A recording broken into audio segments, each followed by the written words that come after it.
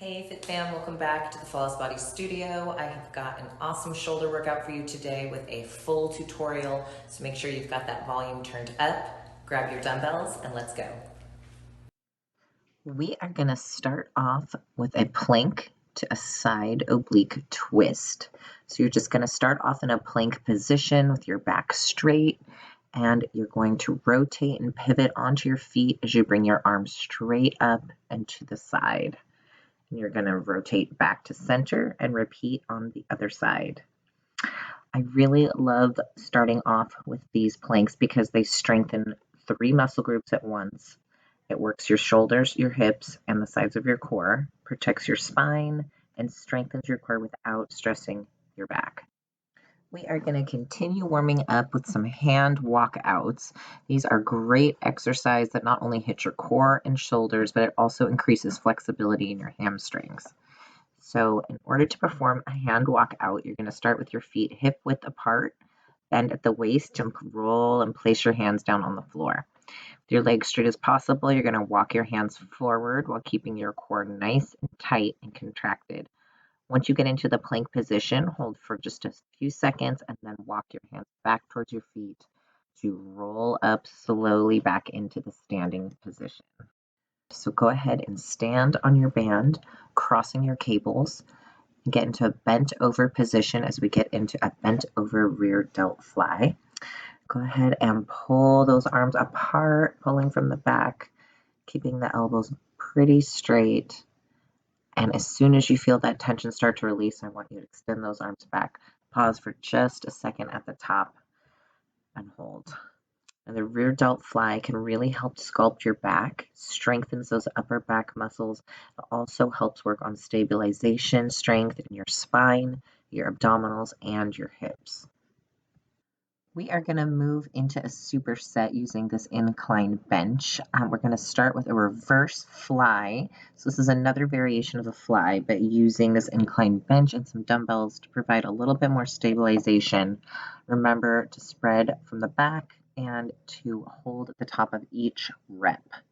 So next we are going to move on straight into a pronated row. So we're just going to keep hands turned over forward and pull elbows straight back, squeezing those shoulder blades and upper back muscles, coming back down and leaving those elbows slightly bent before contracting and squeezing for another rep.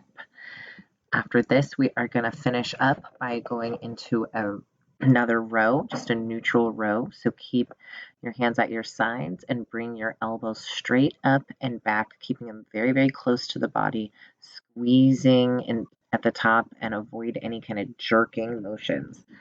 Bring those elbows as far back as you can get them, and the more that you practice, the better range of motion you'll have on these.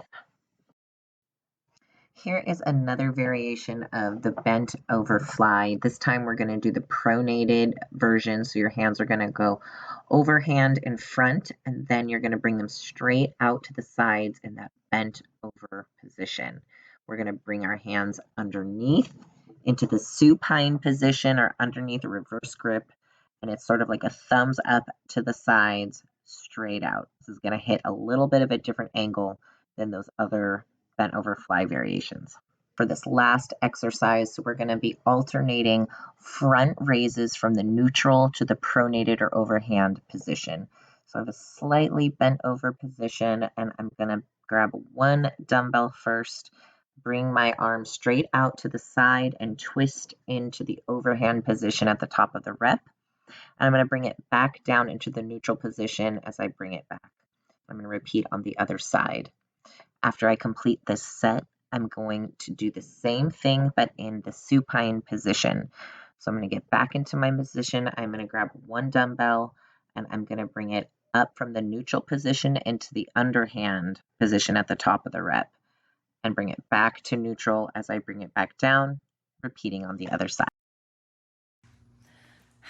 We made it. I am tired and hungry from that workout, so I'm gonna go eat, but make sure you check out the next round of my 8-week Shred and Tone Challenge coming up starting January 3rd. Pre-registration is starting soon. You can get up to 2 weeks of free workouts if you pre-register.